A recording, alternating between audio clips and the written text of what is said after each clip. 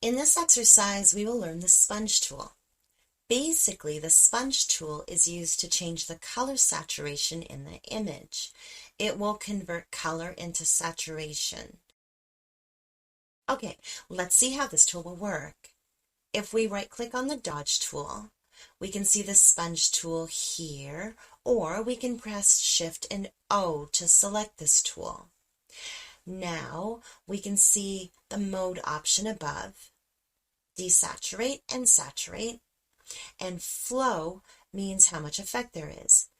Just keep it at 50%. We can change it at any time. We have the airbrush tool. Keep it off. Vibrance, check this on.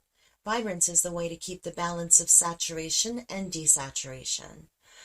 Okay, now if we select saturation and paint on it, we can see the colors are saturated and effective, more dominant, and they are more highlighted.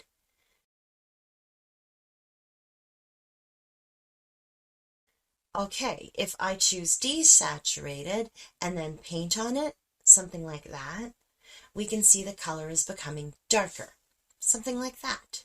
It will just remove the colors and make them into something like black and white. Okay, in the next exercise, we will learn the pen tool.